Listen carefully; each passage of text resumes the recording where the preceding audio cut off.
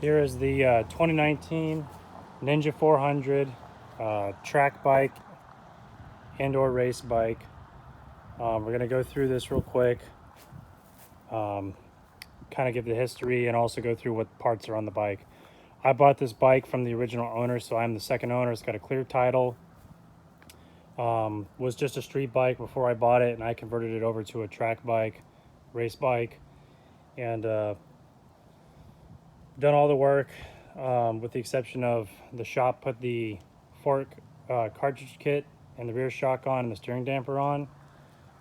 Suspension, we've got the K-Tech 20 IDS in the front.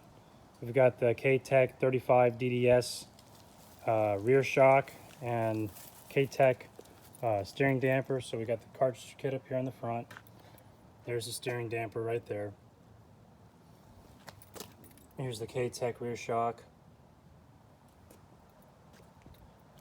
Vortex rear sets. It's got hot bodies, MGP levers.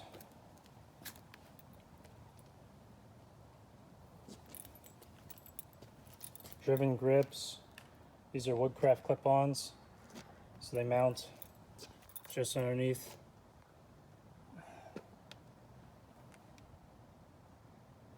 This is a bracket that I made to put the AIM Solo 2 mount on there. It just doesn't have the lap timer on right now, but that's where the lap timer runs.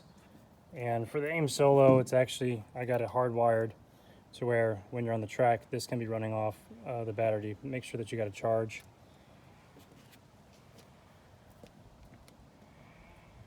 Got the Vortex handguard over there.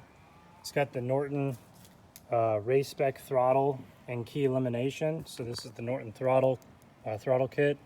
It's a quick turn and it's got a softer spring on it, so the pull is not very hard. And then also there's no key, so the key would have been under here. Key's gone. So that's all you do to start it is that.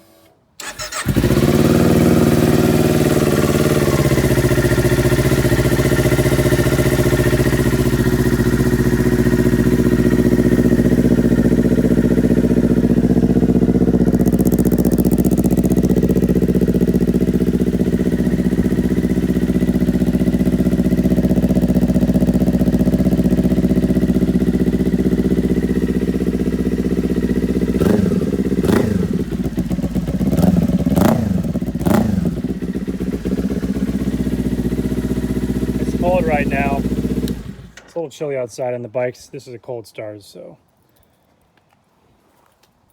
All right, let's keep going. So this was an ABS bike, so it has the ABS delete on here, so no ABS.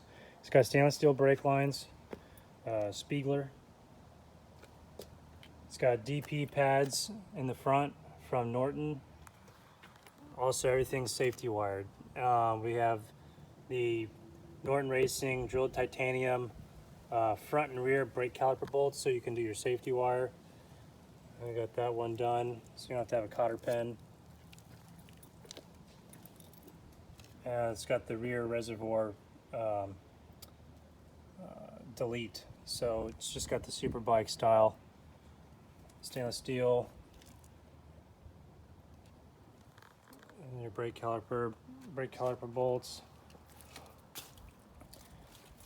It's got a 520 non-O-ring chain, which is nice on these little bikes because you got a lot less rolling resistance than if you have an O-ring chain. I ran a non-O-ring chain this past season. This is a new chain, but I ran a non-O-ring chain this past season and it lasted pretty much the whole season.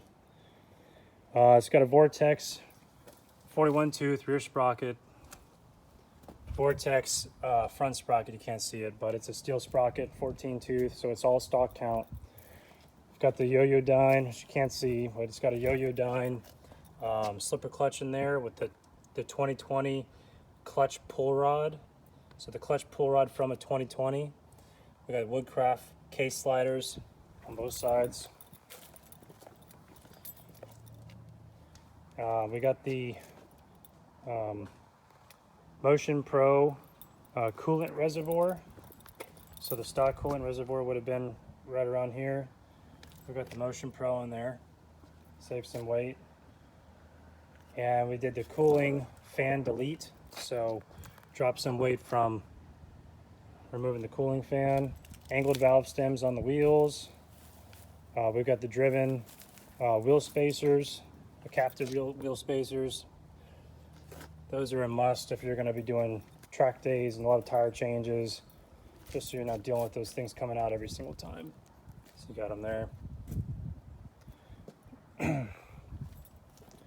We got the Halo keyless fuel cap. These are Lakamoto fairings. So really actually like these. They came pre-drilled. They've worked out really quite nice. If you're racing, typically you need a rain light. We got the rain light right there. Here's the switch. It's hardwired into the battery. There you go. Simple on off. Here's a triple charger right here, so you just tuck it up away over there. It's got the Norton kickstand removal bracket. So it's a specific bracket from Norton to remove the kickstand. So we got that on there. We got the kickstand bypass plug. So we don't have any issues with that. We got the regulator rectifier relocated as well.